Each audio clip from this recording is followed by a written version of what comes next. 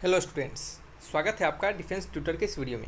आज की इस वीडियो में हम बात करेंगे कोस्ट गार्ड नाविक जीडी डीबी और यांत्रिक के लिए प्रैक्टिस सेट नंबर 11 को। यह प्रैक्टिस सेट आपका मैथ स्पेशल होगा। हमने इससे पहले आपके लिए लगभग 10 और भी प्रैक्टिस सेट्स को दिया है, अलग अलग टॉपिक्स पे। कहे तो आपके कंबाइंड प्रैक्टिस सेट्स भी दिया है हमने, इंग्लिश के अलग से प्रैक्टिस सेट दिया है, मैथमेटिक्स स्पेशल पहले भी हमने और भी बहुत सारे प्रैक्टिस सेट्स को दिया है, जीके जीएस के लिए भी दिया है, साइंस के लिए भी दिया है। तो सभी प्रैक्टिस सेट्स को जाकर आप देखिए, अगर नहीं देखा है आपने तो सभी प्रैक्टिस सेट्स को जाकर देखिए। साइंस के लिए तो हमने आपको 36 प्रैक्टिस सेट्स को दिया है, तो उस सभी प्रैक्टिस सेट्स को देखिए, वो सभी प्रैक्टिस सेट्स आपके लिए इंपॉर्टेंट है। इस वीडियो के पीडीएफ में डाउनलोड करने के लिए डिस्क्रिप्शन बॉक्स में लिंक दिए जाएंगे, उस लिंक पर क्लिक करके पीडीएफ को डाउनलोड कर सकते हैं। और आपको बता दें कि हमने आपके लिए अलग से एक और भी प्रैक्टिस सेट्स को डिजाइन किया है, जिसके लिंक आपको डिस्क्रिप्शन बॉक्स में दिए जाएंगे। उस लिंक पर क्लिक करके आप फ्री ऑफ कॉस्ट आप जीडी के प्रैक्टिस सेट्स आसानी से कर सकते हैं। आपको वो प्रैक्टिस सेट अगर अच्छा लगेगा तो कमेंट बॉक्स में लिखिएगा, हम आपको वहाँ पे और भी प्रैक्टिस सेट्स अवेलेबल करवा देंगे। वो आपके ऑनलाइन प्रैक्टिस सेट होंगे, सो आप जाके ऑनलाइन प्रैक्टिस सेट्स को जरूर दीजिएगा। तो आइए बढ़ते हैं अपने इस क्वेश्चन की ओर। पहला क्वेश्चन आप यहाँ पे देख सकते हैं, लिखा जा रहा है कि if some article are about at ₹9 each. अगर कोई आर्टिकल को यानी कोई वस्तु को 9 रुपये प्रत्येक वस्तु से खरीदा जाता है, ठीक है, किसी वस्तु को 9 रुपये प्रत्येक वस्तु से खरीदा जाता है, ठीक है, and sold at ₹6 each, and उसी वस्तु को 6 रुपये प्रत्येक वस्तु को 6 रुपये से बेच दिया जाता है, ठीक है। तो कहा जा रहा है कि what is the loss percentage. तो सबसे पहले सिंपल बात है, यहाँ पे तो कहीं दिया है लॉस परसेंटेज। अगर प्रॉफिट परसेंट कहता तो गलत हो जाता। क्यों गलत होता? क्योंकि स्वाभाविक सी बात है कि 9 रुपये में खरीद रहे हैं और 6 रुपये में बेच रहे हैं, ठीक है। 9 रुपये में खरीद के 6 रुपये में बेच रहे हैं, तो क्या है, हम तो बहुत बड़ा गधा है। क्यों गधा है? क्योंकि ज़्यादा में खरीदते हैं, कम में बेचते हैं, तो हम क्या करें, अपना लॉस करवा ले रहे हैं। तो लॉस करवाएंगे तो हम लॉस परसेंट निकालेंगे। तो बिल्कुल सही बात है, यहाँ लॉस परसेंट दिया गया है निकालने के लिए, तो हमको वही निकालना है। तो लॉस परसेंट कैसे निकालते हैं, लॉस कैसे निकालते हैं, लॉस परसेंट कैसे निकालते हैं? लॉस निकालते हैं हमारा जितना हमने खरीदा, ठीक है, और जितना हमने बेचा। यानी अगर हम खरीदे 9 रुपये में और बेचे 6 रुपये में, तो लॉस हमारा कितना का हो गया? बताइए, लॉस कितना का हो गया? तो लॉस 9 में से 6 हो गया तो 3 का लॉस हो गया, तो लॉस हो गया ऊपर 3। लॉस परसेंट कैसे निकालते हैं? लॉस में से क्या करते हैं, लॉस को क्या करते हैं, कॉस्ट प्राइस से। यानी कहने का मतलब है कि सेलिंग प्राइस अपॉन माइनस में cost price upon cost price गुने 100, यही करते हैं। लॉस परसेंट कैसे निकालते हैं? सेलिंग प्राइस माइनस, गलती कर दिया हमने, लॉस निकाल रहे हैं ना, तो cost price minus selling price करेंगे, ठीक है। तो लॉस परसेंट कैसे निकालेंगे? Cost price minus selling price upon cost price गुने 100। नीचे जो रहेगा ये हमेशा कॉस्ट प्राइस रहेगा, नीचे हमेशा कॉस्ट प्राइस रहेगा, चाहे आप लॉस परसेंट निकालें या फिर प्रॉफिट परसेंट निकालें, ठीक है, हमेशा नीचे कॉस्ट प्राइस रहेगा। जो अंतर रहेगा सिर्फ यहाँ पे रहेगा, ठीक है। आप अगर इसको कन्फ्यूजन रहे कि किसमें से किसको घटाएं, तो सिंपली बड़े वाले में से छोटा को घटा लीजिएगा, वही आपका आंसर होगा। यहाँ बड़ा वाला 9 है, 9 क्या है आपका? 9 है आपका क्या है, कॉस्ट प्राइस। 9 क्या है? कॉस्ट प्राइस, जो कि जिसकी आपने खरीदा है, बाउट किया है, ठीक है, यानी आपने क्या है, खरीदा है। सेलिंग प्राइस कितना है आपका? 6 है, ठीक है। तो 9 में से 6 गया तो 3 का आपका अंतर है, तो ये ऊपर 3 हो गया, नीचे कॉस्ट प्राइस कितना है, 9 है, देख सकते हैं यहाँ पे, और ऊपर क्या है आपका 100 है, तो ये आपका 3 टाइम्स कटेगा, तो ये आपका 100/3 हो गया, तो ये कितना करेगा, 33.33% का क्या होगा, आपको लॉस होगा। आंसर बताइए, option number A is the correct answer, ठीक है। सिंपल क्वेश्चन है, कुछ ज़्यादा नहीं करना है, सिंपल आपको लॉस परसेंट कैसे निकालना है, फॉर्मूला लगाना है, आंसर आ जाएगा, ठीक है। पढ़ते हैं नेक्स्ट क्वेश्चन नंबर 2 की ओर। नंबर 2 पढ़िएगा, लिखा क्या जा रहा है, यहाँ पे लिखा जा रहा है कि on selling an article of ₹360, किसी आर्टिकल को सेल किया जा रहा है 360 रुपये में, ठीक है। एक वस्तु को 360 रुपये में बेचने पर एक दुकानदार को 10% की हानि होती है। यानी कहने का मतलब है कि on selling an article of ₹360 A shopkeeper losses 10%। किसी आर्टिकल को 360 रुपये में बेचने पर उस शॉपकीपर को 10% का लॉस हो जाता है, ठीक है। तो for how much rupees he should sell the article in order to earn profit of 25%। तो वो कितने से उस आर्टिकल को बेचे, यानी कितने रुपया में उस आर्टिकल को बेचे ताकि उसे 25% का लॉस, 25% का प्रॉफिट हो। अगर वह 360 रुपया में बेचता है तो उसको लॉस कितना होता है, लॉस होता है 10% का। तो कहा जा रहा है कि वो कितने प्राइस में बेचे, यानी आपको कहा है कितने रुपीज़ में इसको क्या करें, how much in rupees he should cell, तो कितने रुपया में इसको सेल करे ताकि उसका जो प्रॉफिट हो वो कितना हो, आपका 25% का हो जाए, ठीक है। तो यहाँ पे आपको क्या निकालने के कहा जाए, तो यहाँ पे आपको निकालने के लिए जो कहा जा रहा है वो है आपका 25, क्या है आपका, वो है एसपी यानी सेलिंग प्राइस, ठीक है। सेलिंग प्राइस निकालने के कहा जाए। अब आप सोचिएगा कि सेलिंग प्राइस तो पहले से भी दे दिया गया है और फिर सर बोल रहे हैं कि सेलिंग प्राइस निकालने के कहा जाए, तो ये पहले कंडीशन की सेलिंग प्राइस है, ये दूसरे कंडीशन के लिए आपको सेलिंग प्राइस निकालना है, ठीक है। तो पहले कंडीशन के लिए कॉस्ट प्राइस निकाल लेंगे और वही कॉस्ट प्राइस दूसरे कंडीशन के लिए भी होगा। क्यों? क्योंकि कॉस्ट प्राइस तो दोनों कंडीशन में सेम ही होगा ना। तो सबसे पहले लॉस परसेंट 10% का है, ठीक है। तो लॉस इक्वल टू क्या करेंगे, आपका लॉस कैसे होता है, कॉस्ट प्राइस में से सेलिंग प्राइस को घटा देते हैं, अपॉन क्या करते हैं, कॉस्ट प्राइस कर देते हैं, गुने 100 कर देते हैं, यही लॉस हो जाता है हमारा, ठीक है। तो 10/100 कर देंगे और कॉस्ट प्राइस हम क्या मानते हैं, x मान लेते हैं, माइनस सेलिंग प्राइस को 360 मान लेते हैं, अपॉन x मान लेते हैं, ठीक है। तो ये कितना हो गया आपका, ये 0 से 0 कट गया, तो यहाँ से आपका हो गया x/10 is equal to x minus 360, क्या हो गया, x/10 is equal to x minus 360, ठीक है। तो यहाँ से x का वैल्यू क्या आ गया आपका 360, यहाँ पे आपका 360 इक्वल टू क्या होगा, x माइनस एक्स बटे 10 यानी आपका 9/10x, ठीक है, 9/10x, ठीक है। तो यहाँ से हम नेक्स्ट पेज ले लेंगे, क्या करेंगे यहाँ से नेक्स्ट पेज ले लेंगे, क्वेश्चन नंबर कितना है, क्वेश्चन नंबर 2 का आंसर, ठीक है। तो यहाँ से नेक्स्ट पेज लेंगे तो 9x/10 इज इक्वल टू 360, तो ये कितने टाइम्स कटेगा बताइए, 9x/10 इंटू क्या है बटे 300 इक्वल टू 360 है। तो यहाँ से x का वैल्यू क्या आ जाएगा, एक सेकेंड मार्कर, ठीक है, चलिए x का वैल्यू क्या आ जाएगा, x का वैल्यू आ जाएगा 360 गुने 10/9, यही आएगा 360 गुने 10/9, ये कितना आ जाएगा आपका, ये आपका आ जाएगा 400, कितना आ जाएगा आपका 400। समझ रहे हैं, किसी को कोई डाउट है तो डाउट नहीं होना चाहिए। ये x का वैल्यू 400 आया, ये x क्या है, ये x क्या है, हमने x को क्या माना था, हमने x को माना था कॉस्ट प्राइस, तो ये हमारा क्या है CP है। हमें क्या निकालना है कि 25% का प्रॉफिट होना चाहिए, तो हमारा सेलिंग प्राइस क्या होगा, तो 25% का प्रॉफिट यानी 25 प्रॉफिट परसेंट कैसे निकालते हैं, तो सेलिंग प्राइस में से क्या करते हैं हम कॉस्ट प्राइस को सब्सट्रैक्ट करते हैं। तो सेलिंग प्राइस क्या है हमारा, सेलिंग प्राइस है आपका, हमें नहीं पता सेलिंग प्राइस, हमें नहीं पता, वही तो हमें निकालना है। तो सेलिंग प्राइस को क्या मान लेते हैं यहाँ पे हम y मान लेते हैं, ठीक है। तो ये y माइनस कॉस्ट प्राइस कितना है, y माइनस, मार्कर चेंज कर लेते हैं, कॉस्ट प्राइस कितना है बताइए, कॉस्ट प्राइस हमें 400 निकला है, अपॉन क्या करते हैं कॉस्ट प्राइस, गुने क्या करते हैं बताइए, गुने करते हैं हम 100, यही होता है तरीका निकालने का, ठीक है। तो 25 कितना टाइम्स से, 25 चौके 100, ये 4 से कितना टाइम्स 100 टाइम्स, तो y इक्वल टू क्या हो गया 100 प्लस 400 यानी कितना 500, यानी y का वैल्यू कितना आ गया आपका, y का वैल्यू आ गया आपका 500, कितना आ गया 500। यानी कहने का मतलब है कि वो जो अगर आपका सेलर है, यानी वो जो आपका शॉपकीपर यानी दुकानदार जो है, अगर वो किसी वस्तु को यानी उस आर्टिकल को, जो वस्तु था वो उस आर्टिकल को कितना अगर 500 रुपये में सेल करेगा, 500 रुपये में बेचेगा, तो उसको 25% का प्रॉफिट होगा। तो आंसर क्या होगा आपका बी होगा, ठीक है। यानी सेलिंग, अब जो सेलिंग प्राइस होगा वो कितना होना चाहिए, 500 रुपया होना चाहिए, तभी उसको 25% का प्रॉफिट होगा। अब समझ में आ रहा है, कोई डाउट किसी को इस क्वेश्चन में, किसी को डाउट कोई होगा तो कमेंट बॉक्स में लिखेगा। शायद आपको डाउट नहीं होना चाहिए क्योंकि हमने अच्छे तरीके से बताया। यहाँ पे 2 कंडीशन था, पहले कंडीशन से हमने क्या किया, कॉस्ट प्राइस निकाला, कॉस्ट प्राइस तो दोनों कंडीशन के लिए सेम ही रहेगा क्योंकि सेमी वस्तु है, तो सेमी वस्तु को सेमी दाम से खरीदा जाएगा, ठीक है। तो सेमी वस्तु को सेमी दाम से खरीदा जाएगा, तो पहले वाले से हम कॉस्ट प्राइस निकाल लेंगे और उसी कॉस्ट प्राइस का उपयोग करेंगे हम दूसरे वाले में, ठीक है। तो दूसरे वाले में हम उसी प्राइस कॉस्ट प्राइस का उपयोग कर लिए, प्रॉफिट परसेंट हमें पता है, तो सेलिंग प्राइस आसानी से निकल जाएगा, ठीक है। चलिए बढ़ते हैं क्वेश्चन नंबर 3 की ओर। पढ़िएगा 3 नंबर क्वेश्चन में क्या लिखा जा रहा है, यहाँ लिखा जा रहा है कि a number is increase by 10% and then it is decrease by 10%, what is the percentage change in the number. एक नंबर है जिसको कि 10% से इंक्रीज कर दिया जा रहा है और देन फिर 10% से डिक्रीज कर दिया जा रहा है, तो कहा जा रहा है कि कितना परसेंटेज चेंज होगा उस नंबर में, ठीक है। तो लेट कर लेते हैं कि जो नंबर है x है और वो नंबर कितना है 100 है, मानते हैं कि वो जो नंबर x है और वो कितना है 100 है, ठीक है। तो उसमें 10% का क्या हो रहा है, इंक्रीमेंट हो रहा है, तो 110 हो जा रहा है, ठीक है। फिर 10% का डिक्रीमेंट हो रहा है, तो याद रखिएगा इसमें डिक्रीमेंट होगा ना कि इसमें। कुछ बच्चे क्या करेंगे, इसमें से डिक्रीमेंट कर देंगे तो क्या होगा, गलत हो जाएगा। याद रखिएगा अब 10%, अब नंबर हमारा 110 हो चुका है ना कि 100 है, तो 110 में से हम क्या करेंगे, 110 में से हम क्या करेंगे 10% का डिक्रीमेंट करेंगे, 10% घटाएंगे। तो 110 में से 10% घटाएंगे तो कितना आएगा आपका, 110 में से 10% घटाएंगे तो इसमें से 11 रुपया घट जाएगा, तो 110 में से 11 घट जाएगा तो कितना आ जाएगा, 110 में से 11 घटेगा तो आपका 99 आ जाएगा, क्या जाएगा 99 आ जाएगा, समझ रहे हैं। तो अब हमारा जो नंबर हो गया वो कितना हो गया 99 हो गया। तो कहा जा रहा है कि what is the percentage change in number, तो नंबर में कितना परसेंट का चेंज होगा। पहले नंबर कितना था 100 था, अब नंबर कितना हो गया 99 हो गया, ठीक है। तो 100 में से 99 घटाएंगे, 100 माइनस 99 अपॉन क्या करेंगे, पहले वाला नंबर 100 और परसेंटेज निकालने के लिए 100 से गुना कर देंगे, यही होगा आपका परसेंटेज चेंज, परसेंटेज चेंज यही होगा, ठीक है। और हालांकि यहाँ पे 99 यानी बाद वाला नंबर क्या है कम आ जा रहा है, तो यहाँ पे इंक्रीज और डिक्रीज तो हम बाद में लिख लेंगे कि वो घट रहा है, ठीक है। पहले वाला 100 है, बाद वाला 99 है, यानी घट ही रहा है, स्वाभाविक सी बात है। तो ये 1/100 गुने 100 क्या है, 1/100 गुने 100, तो 100 से 100 कट गया, वैल्यू कितना आ गया 1। तो ये 1 क्या है, 1% का डिक्रीमेंट है या फिर इंक्रीमेंट है, तो स्वाभाविक सी बात है कि 1% का ये क्या है डिक्रीमेंट है, क्या है 1% का डिक्रीमेंट है। तो आंसर क्या होगा ऑप्शन नंबर सी। डिक्रीमेंट क्यों है, क्योंकि पहले 100 था बाद में 99 हो गया, तो 1% का स्वाभाविक सी बात है कि डिक्रीमेंट हो गया। यहाँ पर सिंपली दिख रहा है, अगर इंक्रीमेंट और डिक्रीमेंट में देखें तो हमें कभी इंक्रीमेंट और डिक्रीमेंट में तो सोचने की जरूरत नहीं पड़ेगी, ठीक है। तो हमें सिर्फ वैल्यू निकालना था जो कि 1% या फिर 11% क्या है, तो उसको हमने निकाला तो हमें पता चला कि यह 1% है। नेक्स्ट क्वेश्चन है आपका क्वेश्चन नंबर 4। आप हमेशा याद रखिए, जब भी एग्जामिनेशन में क्वेश्चन मिले तो आप हमेशा ऑप्शंस को ऑब्जर्व कीजिए, सीधे क्वेश्चन मिले और बनाने नहीं लगिए कभी भी।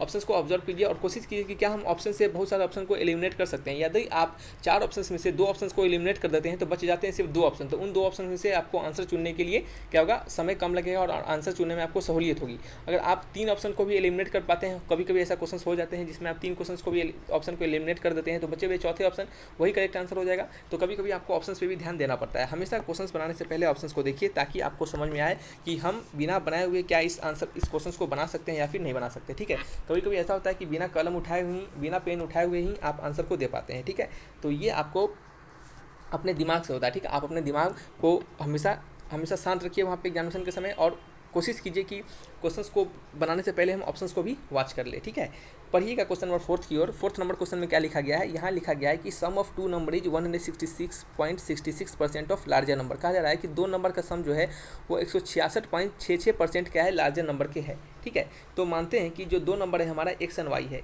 एक्स एंड वाई क्या है हमारे, एक्स एंड वाई भी 2 नंबर। ठीक है, तो हम मानते हैं ये भी कि जो स्मॉलर नंबर है वो क्या है, एक्स क्या है, स्मॉलर है, वाई क्या है, लार्जर है। थोड़ी देर के लिए मानते हैं। ठीक है, तो इन दोनों का सम जो है वो किसके बराबर है, 166.66% ऑफ लार्जर नंबर जो कि वाई है, यानी 166.66/100 इंटू वाई, ये क्या है, एक्स प्लस वाई के बराबर है। फिर क्वेश्चन से कहा जा रहा है इफ़ स्मॉलर नंबर 8, यदि स्मॉलर नंबर क्या है 8 है, तो एक्स की जगह पे क्या लिख देंगे हम, 8 लिख देंगे। क्यों 8 लिखे हमने, क्योंकि यहाँ पे स्मॉलर नंबर 8 दिया जा रहा है। तो कहा जा रहा है कि then what is the value of larger number, तो लार्जर नंबर का वैल्यू क्या होगा, यानी वाई का वैल्यू कहा जा रहा है। तो यहाँ से सिंपली इक्वेशन को सॉल्व करके हम वाई का वैल्यू निकाल लेंगे। तो वाई का वैल्यू कैसे आएगा, 8 is equal to Y common आ जाएगा तो 166। ठीक है, 166.66 अपॉन 100 माइनस 1, यही है क्या है, यही है आपका। तो इसमें से क्या करेंगे, 100 को सब्सट्रैक्ट करेंगे। क्या करेंगे, 100 को सब्सट्रैक्ट करेंगे। तो ये आपका 100 सब्सट्रैक्ट करने के बाद कितना आएगा बताइए, तो ये आपका आ जाएगा 66.66, क्या आ जाएगा 66.66 अपॉन 100 इंटू वाई। ठीक है, अब क्या करते हैं हम नेक्स्ट पेज लेते हैं, क्वेश्चन नंबर 4 का आंसर बना रहे हैं हम। ठीक है, नेक्स्ट पेज ले लेते हैं और मार्कर भी चेंज कर लेते हैं। तो यहाँ पे हमारा वाई का वैल्यू क्या आ जाएगा, वाई इक्वल टू हो जाएगा 800, ठीक है, 800 बटे ये क्या है 66.66, ये क्या हो जाएगा आपका वाई का वैल्यू हो जाएगा। ठीक है, तो हम क्या करेंगे, पॉइंट को ऊपर करेंगे तो ये आपका पॉइंट उड़ जाएगा, तो पॉइंट क्या जाएगा, ऊपर चला जाएगा। जब पॉइंट आपका ऊपर जाएगा तो क्या हो जाएगा, 8 पर 1 2 3 4 0 अपॉन 4 गो नीचे 6। ठीक है, नीचे क्या होगा 4 6 हो जाएगा। अब इसको क्या करना है आपको, अब डिवाइड देना है। आप इसको डिवाइड दीजिएगा तो वैल्यू कितना आएगा आपका 12.001 के आसपास आएगा वैल्यू। तो यानी सिंपली कहने का मतलब है आपका ये जो वैल्यू होगा ये अप्रोक्सीमेटली कितना होगा, 12 के बराबर होगा। यानी लार्जर नंबर जो क्या है वो आपका 12 के बराबर होगा। तो आंसर क्या होगा, ऑप्शन नंबर बी। याद रखिएगा ये जो क्वेश्चन है इसमें थोड़ा सा आपको कैलकुलेशन दिख रहा होगा। यहाँ पे कैलकुलेशन जो दिख रहा होगा वो सिर्फ आपको कैलकुलेशन यहाँ पे दिख रहा होगा, कोई अदर जगह कैलकुलेशन नहीं है। सबसे ज़्यादा जो कैलकुलेशन में थोड़ा सा प्रॉब्लम अगर सामने आता है यानी थोड़ा सा समय लगता है तो वो डिवीजन का समय लगता है, मल्टीप्लिकेशन के समय भी कम समय लगता है और एडिशन सब्सट्रैक्शन समय भी कम समय लगता है। ठीक है, तो यहाँ पे थोड़ा कैलकुलेशन दिख रहा होगा। था आप याद रखिएगा कि एग्जामिनेशन में कभी भी आपको क्वेश्चन दिया जाएगा तो कैलकुलेशन चेक करने के लिए नहीं दिया जाएगा। सो कैलकुलेशन के लिए बिल्कुल निश्चिंत रहिएगा। ठीक है, कैलकुलेशन वहाँ पे आपको चेक नहीं किया जाएगा, वहाँ पे आपको जो चेक किया जाएगा वो आपका कंसेप्ट रहेगा। ठीक है, सो कैलकुलेशन के लिए टेंशन लेने की वाली बात नहीं है। क्वेश्चन नंबर 5 की ओर बढ़ते हैं, पढ़िएगा। 5th नंबर क्वेश्चन में क्या लिखा जा रहा है, लिखा जा रहा है कि speed of boat in still water is 42 kilometre per our. ठीक है, शांत जल में एक नाव की गति जो है वो 42 किलोमीटर प्रति घंटा है। It covers a distance of 30 kilometre upstream in 1 hour. वो क्या कर रहा है, अप स्ट्रीम में, ठीक है, यानी कह रहा है कि वह धारा के प्रतिकूल 30 किलोमीटर की दूरी 1 घंटे में तय करती है। ठीक है, अनुकूल नहीं प्रतिकूल है। प्रतिकूल कहने का मतलब धारा के विपरीत। ठीक है, धारा के विपरीत वो अप स्ट्रीम में कितना करती है, 30 किलोमीटर की दूरी 1 घंटे में तय कर लेती है। तो कहा जा रहा है कि what is the speed of the stream, तो स्ट्रीम का स्पीड क्या होगा। ठीक है, तो जो स्टील वाटर में जो बोट है, speed of boat in still water वो कितना है, 42 है, 42 किलोमीटर। यानी स्टील वाटर में स्पीड कितना है, वो कितना है आपका 42 किलोमीटर प्रति घंटा। ठीक है, देन फिर आपका जो अप स्ट्रीम में है तो हम मानते हैं कि अप स्ट्रीम का लेट अप स्ट्रीम स्पीड वो कितना है आपका y है। ठीक है, तो कहा जा रहा है कि it covers a distance of 30 kilometre in up stream, तो 30 किलोमीटर का डिस्टेंस कवर कर रहा है वो कितने में, 1 घंटे में। तो स्पीड कितना होगा, स्पीड कितना होगा, तो स्पीड इक्वल टू क्या होता है, डिस्टेंस इक्वल टू होता है स्पीड इनटू टाइम। तो स्पीड का क्या होगा, डिस्टेंस अपॉन टाइम, यानी 30 किलोमीटर अपॉन 1। ये क्या होगा, यानी 30 किलोमीटर पर आवर। और आपको बता दें कि ये स्पीड किसका है, ये स्पीड है उस बोट का जब वो अप स्ट्रीम में चल रहा है। और आपको बता दें कि जब स्पीड का बोट का स्पीड स्टील वाटर में 42 है और आपका अप स्ट्रीम का वेलोसिटी क्या है, आपका वाई हमने माना है, तो आपका जो बोट होगा वो डाउन अप स्ट्रीम में उसका वेलोसिटी क्या हो जाएगा, तो 42 में से वाई को घटा देंगे। क्यों हम 42 में से वाई को घटाए, 42 में से वाई को हम जोड़े क्यों नहीं, क्यों, इसके लिए हमने घटाया क्योंकि ये आपका प्रतिकूल चल रहा है, यानी धारा के विपरीत में चल रहा है। तो विपरीत में चल रहा है तो उसका वेलोसिटी में क्या होगा, आपको घटौती मिलेगा, यानी उसके वेलोसिटी में, उसके स्पीड में, उस बोट के स्पीड में क्या होगा, कमी देखने के लिए मिलेगा। तो कमी देखने के लिए कितना से मिलेगा, तो जितना धारा का स्पीड होगा उतना से। तो हम क्या किए, 42 में से वाई को घटाया हमने, ठीक है। और ये स्पीड किसके बराबर होगा, 30 किलोमीटर पर आवर के बराबर होगा। क्यों 30 किलोमीटर पर आवर के बराबर होगा, क्योंकि वो जो कहा जा रहा है क्वेश्चन में कि वो अप स्ट्रीम में 30 किलोमीटर 1 घंटे में चलता है, तो उसका स्पीड कितना हो जाएगा, 30 किलोमीटर पर आवर। वो किसके बराबर कर देंगे, 42 माइनस वाई के बराबर हम कर देंगे। तो यहाँ से हम क्या करेंगे, अब सॉल्व करेंगे। तो वाई का वैल्यू कितना आ जाएगा आपका 30 प्लस, सॉरी एक सेकेंड, वाई का वैल्यू कितना आ जाएगा, 42 में से 30 घटा देंगे, ठीक है। 42 माइनस 30, यानी कहने का मतलब है 42 में से 30 गया तो वैल्यू कितना गया आपका 12 किलोमीटर पर आवर, ठीक है। तो आंसर क्या होगा आपका 12 किलोमीटर पर आवर, यानी option number B is the correct answer. यानी धारा का जो गति होगा, यानी कहने का मतलब है कि the speed of stream is कितना 12 किलोमीटर पर आवर, ठीक है। इसको मीटर पर सेकंड में कन्वर्ट करने की जरूरत नहीं है क्योंकि क्वेश्चन में दिया जा रहा है किलोमीटर पर आवर में ही निकालना है। कुछ बच्चे क्या करेंगे, अब इसको लगाएंगे मीटर पर सेकंड में कन्वर्ट करना है, जिसका जरूरत नहीं है। इसके लिए मैं आपको बोलता है हमेशा क्वेश्चन को देखिए, क्वेश्चन में कहना क्या चाह रहा है। जब भी क्वेश्चन को बनाइए तो पूरा क्वेश्चन को पढ़ के स्टार्ट कीजिए बनाना, ताकि क्या आपको समझ में आए कि करना क्या। आप 42 किलोमीटर प्रति घंटा देखिए, उसको मीटर पर सेकंड में पहले ही कन्वर्ट कर दिए, बाद में पता चला कि मीटर पर सेकंड में कन्वर्ट करना ही नहीं है। तो जब करना ही नहीं है तो समय क्यों बर्बाद करें, ठीक है। चलिए नेक्स्ट क्वेश्चन की ओर बढ़ते हैं। क्वेश्चन नंबर 6 पढ़िएगा। 6 नंबर क्वेश्चन में क्या लिखा जा रहा है, यहाँ पे लिखा जा रहा है कि 800 metre long train crosses a bridge 200 metre long in 20 second. एक 800 मीटर का लॉन्ग ट्रेन है जो कि 200 मीटर के ब्रिज को 20 सेकंड में कवर कर लेता है। तो what is the speed of the train, तो इस ट्रेन का स्पीड क्या होगा। तो स्पीड क्या होता है, स्पीड होता है total distance upon total time. Total distance कितना होगा, यानी कहने का मतलब है कि एक ट्रेन जो है वो 800 मीटर लंबा है, वो 200 मीटर के ब्रिज को 20 सेकंड में कवर कर लेता है। तो टोटल डिस्टेंस कितना कवर करेगा, तो जितना ट्रेन का लंबाई होगा और जितना ब्रिज का लंबाई होगा। यानी पहले तो क्या करेगा, जैसे मान लेते हैं ब्रिज यहाँ पे है, ठीक है, ब्रिज कितना है, यहाँ पे है 200 मीटर का। चलिए पीछे बना लेते हैं, ब्रिज कितना है, ये 200 मीटर का, ठीक है। और ट्रेन का लंबाई कितना है, 800 मीटर का।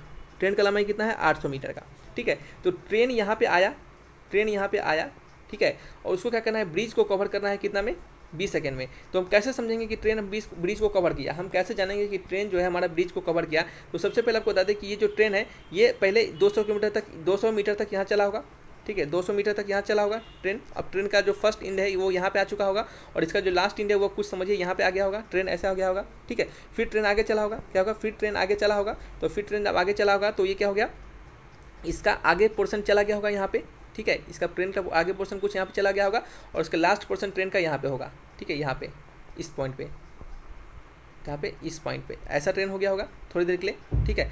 फिर ट्रेन आगे बढ़ा होगा। तो ट्रेन अब जब आगे बढ़ा होगा, अब इसके बाद जो ट्रेन आगे बढ़ेगा, बात सुनिएगा, इसके बाद जो ट्रेन आगे बढ़ेगा तो ट्रेन हमारा यहाँ पे चला गया होगा, ठीक है। यानी ट्रेन कितना 800 मीटर आगे बढ़ गया होगा, और ये जो 200 मीटर का पुल है उसको भी आगे पार किया होगा। तभी कहेंगे कि हमारा जो रेलगाड़ी है, यानी हमारा जो ट्रेन है वो उस पूरे ब्रिज को क्रॉस किया, ठीक है। तो हमेशा याद रखिएगा, कुछ बच्चे यहाँ पे गलती क्या करते हैं, ये इतना बताने का मतलब यही है कि यहाँ पे क्या होता है, कुछ बच्चे हमेशा गलती करते हैं कि ट्रेन की मीटर को, यानी ट्रेन का जो लेंथ है उसको जोड़ते नहीं है। यहाँ पे हमेशा ट्रेन की लेंथ को भी जोड़ना पड़ता है, क्योंकि ट्रेन को तभी क्रॉस किया माना जाएगा जब ट्रेन अपने लेंथ के बराबर और साथ ही साथ उस पूरे ब्रिज के बराबर दोनों डिस्टेंस को कवर कर लेगा, तभी इसको कहेंगे कि ट्रेन हमारा क्रॉस कर गया, ठीक है। तो 800 टोटल डिस्टेंस प्लस 200 अपॉन क्या है, टोटल टाइम कितना है बताइए, 20 है। तो 800 प्लस 200 कितना हो गया, 1000 बटे 20। तो ये कट गया, 2 5 या 10 50 है गया। तो आपका स्पीड क्या हो गया, 50 या क्या है, मीटर पर सेकंड में है। हालांकि आपको यहाँ पे निकालना है किलोमीटर पर आवर में, क्या निकालना है, किलोमीटर पर आवर में। तो स्पीड का वैल्यू है 50 मीटर पर सेकंड, और मीटर पर सेकंड के किलोमीटर पर आवर में कन्वर्ट करने का हम लोग आपको तरीका बताया था। क्या बताया था कि मीटर पर सेकंड से किलोमीटर पर आवर में कन्वर्ट करना है। तो 18/5, 18/5 से गुना कर देंगे तो 5 10 जा 50, तो 18 गुने 10 यानी 180 किलोमीटर पर आवर। यानी ट्रेन का जो स्पीड होगा वो कितना होगा, 180 किलोमीटर प्रति घंटा। ऑप्शन नंबर क्या है, B is the correct answer, ठीक है। समझ में आ रहा है, कोई डाउट नहीं होना चाहिए किसी को।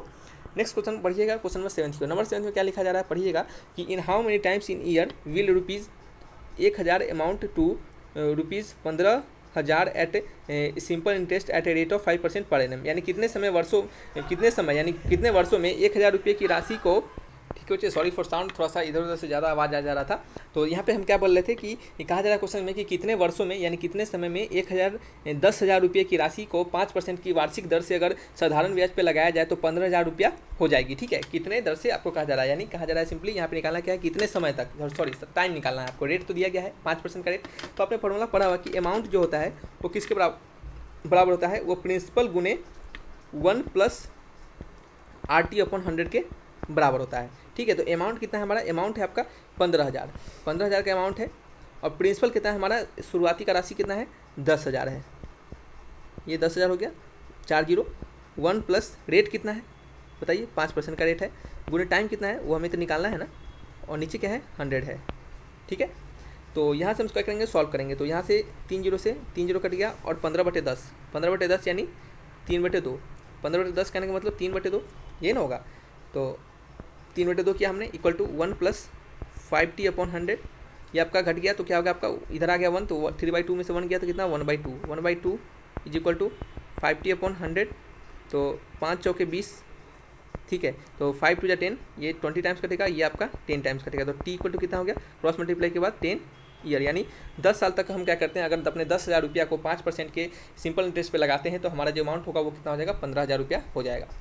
ठीक है, तो आंसर बताइए क्या हो गया, बताइए आंसर क्या हो गया, option number D is the correct answer. ठीक है, बढ़ते हैं नेक्स्ट क्वेश्चन नंबर 8 की ओर। नंबर 8 में कहा जा रहा है कि इफ़ यानी यदि n का वैल्यू जो है वो कितना है आपका √9 + √7 divided by √9 - √7, then what is the simplified value of 1/n। ठीक है, तो n का वैल्यू कितना दिया जा रहा है, √9 + √7 भागा में √9 - √7 ऐसा दिया जा रहा है।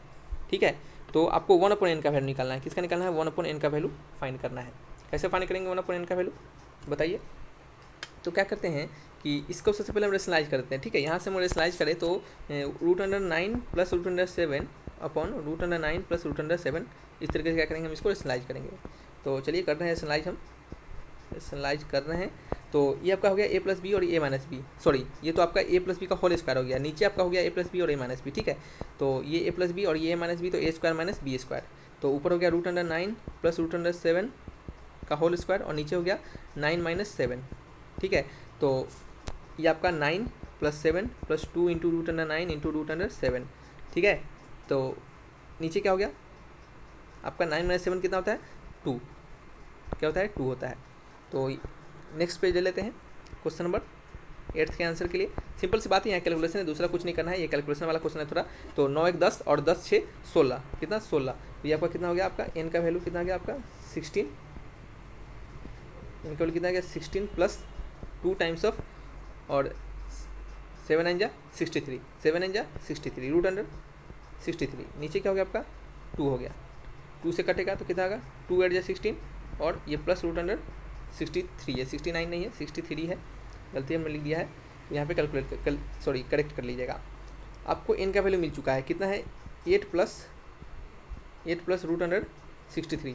हमें क्या निकालना है, हमें n का वैल्यू नहीं निकालना है, हमें निकालना है 1/n का वैल्यू, किसका 1/n का वैल्यू फाइंड करना है। तो 1/n का वैल्यू कितना आ जाएगा 1/8 + √63, इसको क्या करेंगे स्लाइड करेंगे, तो क्या आ जाएगा आपका 8 - √63 बटे 8 - √63, तो ये आपका 8 - √63 ऊपर हो जाएगा, और नीचे a + b और a - b है, तो a² - b², यानी 8 × 64 और माइनस 63, ये कितना 64 में से 63 गया तो 1 हो गया, तो ये 8 - √63 अपॉन 1, यानी 8 - √63, ये आपका 1/n का वैल्यू मिल गया। आंसर मैच कर लेंगे, मैच कर लीजिए, आंसर कौन सा है 8 - √63, option number A is the correct answer. ठीक है, तो सिंपल क्वेश्चन था, ये रेशनलाइज वाला क्वेश्चन था, बस थोड़ा सा इसमें आपको जल्दी से रेशनलाइज करना सीखना पड़ेगा। ठीक है, चलिए नेक्स्ट क्वेश्चन की ओर बढ़ते हैं। क्वेश्चन नंबर क्या है 9th हमारा क्वेश्चन लिखा जा रहा है कि what is the unit digit of 136 to the power 136, 136 to the power 136 का यूनिट डिजिट क्या होगा, 136 टू द पावर 136 का यूनिट डिजिट क्या होगा, अब आपको यह बताना है।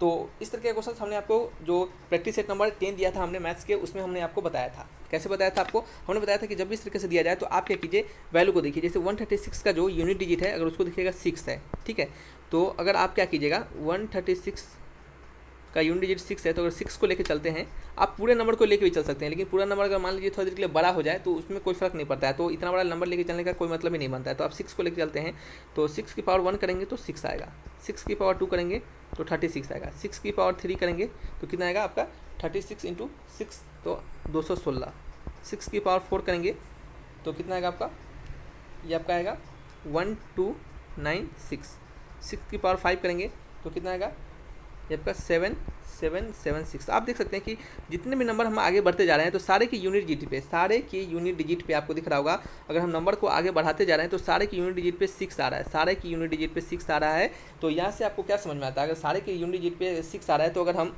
इसके पावर को 136 कर दें, लास्ट तो नंबर 136 का 6 ही रहेगा, और कुछ भी इसका हम पावर कर दें, कुछ भी हम इसका पावर कर दें, जैसे आप 136 का पावर अगर 2 करते हैं, ठीक है, तो यानी 136 इंटू 136, 6 3 36, ठीक है, और 6 3 18, और क्या होगा 6 1 6 7, यहाँ पे 6 3 18 और आपका 3 3 9, ठीक है, 6 3 एक सेकंड रुक जाइए, हाँ ठीक है, 6 3 18 और क्या आपका 3 3 9 एक 10, और फिर बच गया 1, 3 3, कितना है आपका 4। फिर यहाँ पे क्या करेंगे, फिर क्रॉस मल्टीप्लाई करेंगे, फिर आगे इस तरह लिखेंगे, यानी कुछ भी आप कीजिएगा तो यहाँ पे तो 6 ही आएगा। कहने का मतलब लास्ट जो नंबर आएगा वो कितना आएगा आपका, लास्ट नंबर तो आपका 6 ही आएगा, ठीक है, लास्ट नंबर जो आएगा वो कितना आएगा 6 ही आएगा, ठीक है। तो इसको हमने कैलकुलेट किया तो इसको पाया हमने कि 18496, ठीक है। तो देख सकते हैं लास्ट नंबर 6 ही है। तो कहने का मतलब यही है कि आप इस पूरे नंबर को लेके चलिए या फिर इसकी यूनिट डिजिट को लेके चलिए, जो यूनिट डिजिट आपको जितने मल्टीपल के बाद जो वैल्यू को देते रहेगा, आपको पूरा नंबर भी उतने मल्टीपल के बाद उस सेम वैल्यू को ही यूनिट डिजिट पे देता रहेगा, ठीक है। तो यहाँ से हमें क्या पता चला है कि जो वैल्यू है हमारा वो हर एक यूनिट डिजिट पे कितना है 6 ही आ रहा है। तो हम इसके कितने भी पावर कर दे, 136 क्या 1036 क्यों नहीं कर दे पावर, वैल्यू हमारा जो यूनिट डिजिट पे होगा वो हमेशा कितना आएगा आपका 6 ही आएगा, वो वैल्यू कितना आएगा हमेशा 6 ही आएगा, ठीक है। तो आंसर क्या होगा बताइए, आंसर होगा आपका ऑप्शन नंबर सी। क्या हो जाएगा, option number C is the correct answer, ठीक है। क्या जाएगा, एक सेकंड रुक जाइए, कुछ गलती हो रहा है क्या, ठीक है। तो आंसर क्या होगा आपका ऑप्शन नंबर सी हो गया, यहाँ पे सी इज द करेक्ट आंसर, ठीक है। यहाँ पे हम आपको एक नोट करके लिखवा देते हैं, इस नोट में थोड़ा सा लिखिएगा, ये आपको थोड़ा हेल्प करेगा। नोट में क्या लिखिएगा कि कोई भी संख्या क्या हो, कोई भी संख्या आपकी किसी भी संख्या के if the unit digit of any number is 0 1 5 6, अगर किसी भी डिजिट के किसी भी नंबर के if the unit digit of any number, यानी किसी भी नंबर की यूनिट डिजिट का जो वैल्यू है वो आपका 1 0 1 5 6 रहेगा, तो आप लिख सकते हैं तो उस डिजिट, या फिर लिख सकते हैं कि तो उस संख्या की, तो उस नंबर की, या फिर देन द नंबर ऑफ, क्या लिख सकते हैं, then the unit digit of that number, आप उससे भी लिख सकते हैं।